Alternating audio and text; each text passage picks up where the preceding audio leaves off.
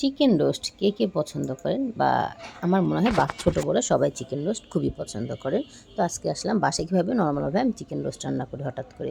আসসালামু আলাইকুম, চলে আসলাম চিকেন রোস্টের রেসিপি নিয়ে। তো বাসায় আমরা মেহমান আসলে বা বাচ্চারা খেতে চাইলে হুটহাট করে এভাবেই চিকেন রোস্ট রান্না করি। এখানে আমি পেঁয়াজ বাটা, বাদাম বাটা, আদা রসুন বাটা, জিরা বাটা সবগুলো একসাথে বেটে নিয়েছি। আর তেলটা গরম হওয়ার সাথে সাথেই দিয়ে দিয়েছি, কারণ আমাকে শর্টকাটভাবে রান্না করতে হবে। কারণ বাসায় মেহমান আসছে হুট করে। হুট করে মেহমান আসলে কিন্তু আমাদের আসলেই কিন্তু অনেক কষ্ট হয়ে যায়। কী থেকে কী রান্না করব মানে বুঝতেই পারা যায় না। আর ফ্রিজে সবসময় সবারই মাছ মাংস থাকে না। তো আমাদের ফ্রিজে যাই ছিল, আমার ফ্রিজে আমি একটা দেখলাম ফার্মের মুরগি ছিল, আর ফার্মের মুরগি দিয়ে রোস্ট করলাম। আর আমার কাছে মনে হয় ফার্মের মুরগির থেকে কক মুরগি দিয়ে রোস্ট করলে বেশি মজা লাগে। জানি না কার কেমন লাগে, কারো আবার ফার্মের মুরগি ভালো লাগে। তো গ্রামের মানুষের বেশিরভাগই দেখলাম ফার্মের মুরগিটা একটু বেশি পছন্দ। তা আমার কিন্তু কক মুরগি ভীষণ পছন্দ। তো এই তো দেখেন, তারপরে আমি এখানে পরিমাণ মতো মরিচি গুঁড়ো দিয়েছি, ভালো মতো নাড়াচাড়া করছি। আর নাড়াচাড়া করে মশলাটা আমার মনে হয় যত কষাবেন ততই মজা লাগে। এই নাড়াচাড়ার উপরেই আছি। নাড়াচাড়া করতে করতে সুন্দর করে মশলাটা একদম ভাজা ভাজা করে নেব। যখন তেলটা উপরে চলে আসবে তখন আমি বাকি উপকরণগুলো দিয়ে দেবো। তারপর এখানে পরিমাণ মতো লবণ দিয়ে দিলাম। আপনারা সবাই রোস্ট রান্না করতে পারেন, আমি যেভাবে শর্টকাটে রান্না করি একদমই শর্টকাটে সেভাবে আপনাদের সাথে শেয়ার করলাম। আর তাড়াতাড়ি করে আমি মুরগিটা ছিঁড়ে তারপর এটা ভেজে নিয়েছি। এটার ভিডিও কিন্তু চাইলাম একটু ভিডিও করে নিই। আমার ইচ্ছে ছিল না ভিডিও করার, পরে চাইলাম যে রান্না যখন করছি একটু ভিডিও করে নিই শর্ট করে। মশলাটা ভালো মতন কষিয়ে নিচ্ছি। আর মশলা ভালো মতন কষানো হয়ে গেলে আমি আমার ভেজে রাখা রোস্টগুলো দিয়ে দিব।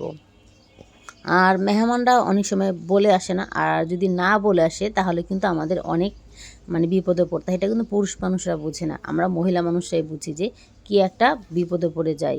কারণ আমাদের তো রান্না করতেই হয়, পুরুষ মানুষ আপনার বাসায়ও থাকে না ওরা, আর কি করার। তারপরে এখানে আমি দিয়ে দিলাম রোস্টের অল্প পরিমাণ মশলা।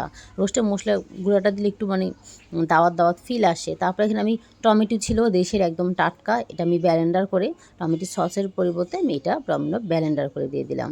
এটাও কিন্তু খুব টেস্ট ছিল। আর এটা একদম একদম কী বলে পিওর টমেটো। এটা টক ছিল, একটু টেস্টটা একটু ভিন্ন রকম ছিল। চাইলাম যে টমেটো সস দিব, তো এখানে দিয়ে দিই। পরে আমি ছিলাম যে আদা রসুন তো আমি দিতে ভুলেই গিয়েছি পেঁয়াজ বাটার সাথে। তো যাই হোক, আমি আবার একটু আদা রসুন অ্যাড করে দিলাম। আর এটা এখন আবার নাড়াচাড়ার মধ্যে আছি। নাড়াচাড়া আর বিশ্বাস করবেন না, এই রোস্টটা খেয়ে আমাদের মেহমানরা যে বললো এতটাই মজা হয়েছে, মানে ওনাদের প্রশংসা শুনে আমিও অবাক যে এত শর্টকাটে এত নর্মালভাবে রোস্ট রান্না করেছি, তাও ওনারা বলছে এত মজা। পরে আমি নিজে একটু চেখে দেখি না, আসলেই ভীষণ মজা হয়েছিল সেদিন রোস্টটা।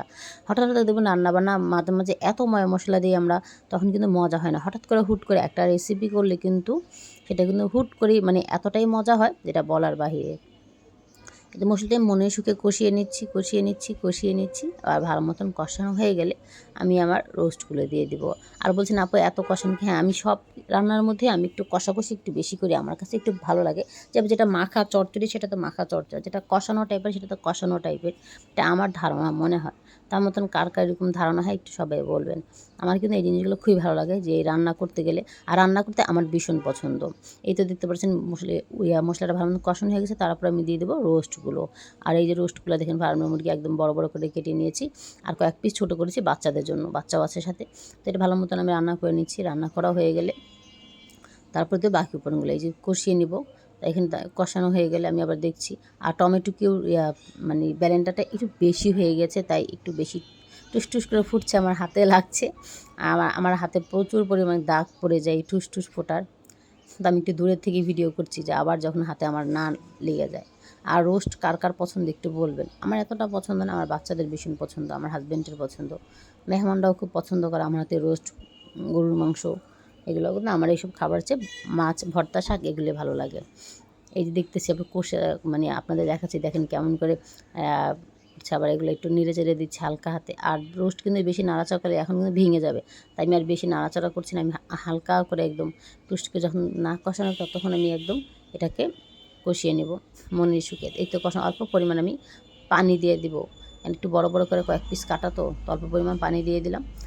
দিয়ে এটা ভালো মতন ঢেকে দেবো। ঢেকে দেওয়ার পর দেখা যাবে কী হয়। কারণ কয়েকটা পিস অনেক বড়, এটা যদি অল্প পরিমাণ পানি দিয়ে ভিতরে কিন্তু মশলা মোটা আমার কাছে মনে হয় ঢুকবে না। আর ভালো মতন সিদ্ধ না হলে আমার সেই জিনিস খেতে পছন্দ না। আমি গরুর মাংস খেয়ে মুরগি একটু নরম করেই খাই। আমার এটা ছোটোকাল থেকে পছন্দ, নরম টাইপের একটু মাংস খেতে একটু বেশি পছন্দ লাগে। আমার কাছে মনে হয় একটু মাংসটা বেশি খাওয়া যায় যদি নরম হয়।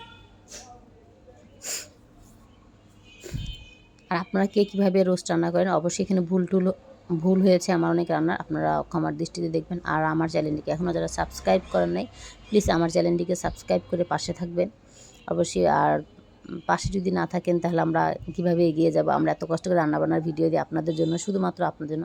আর কমেন্ট করে জানাবেন আমার রান্নার মধ্যে কী ভুল হয়েছে। আপনারা সবাই এই যে দেখতেই পাচ্ছেন কী সুন্দর করে। এখন আবার আমি টক দই দিয়েছি। আচ্ছা, টক দইটার একটা কাহিনী আছে। টক দইটা কিন্তু সবার সময় আমাদের বাসায় থাকে না। তো আমরা তখন কী করি, লেবু দিয়ে মানে দুধটা ফাটিয়ে টক দই বানিয়ে ফেলি। এটাও কিন্তু একটু ভিন্ন রকম টেস্ট। মানে সব কিছু একদমই ঘরের মধ্যে যা ছিল তা দিয়ে আমি হুটহাট করে রান্না করে ফেলি। আবার আমি একটু ঘি দিয়ে দিলাম অল্প পরিমাণ। তাই তো আর টেস্টটা যা ছিল অসাধারণ। অনেকে চিনি দেন, আমি চিনি দিইনি। আমরা একটু মিষ্টি কম খাই, মিষ্টি পছন্দ করি না আমরা। আমরা একটু ঝাল টাইপের খাবারই পছন্দ করি। তা আমি দেখছি যে লবণ টবণ হয়েছে নাকি, সব কিছু ঘি কী করলাম দিয়ে দিলাম। আর একটু ভুনাটাই মানে একটু গ্রেভিটা একটু বেশি রেখেছি। বাচ্চারা আমার কাছে মনে হয় গ্রেভিটা একটু বেশি পছন্দ করে পোলাওয়ের সাথে, সাদা পোলাওয়ের সাথে। তারপরে এখানে আমি দিয়ে দেবো পেঁয়াজ বেরেস্তা। দেখবেন পেঁয়াজ বেরেস্তা দিয়ে দিচ্ছি। এই তো আমার রান্নাটি শেষ। সবাই ভালো থাকবেন, সুস্থ থাকবেন, দোয়া করি। আল্লাহ হাফেজ।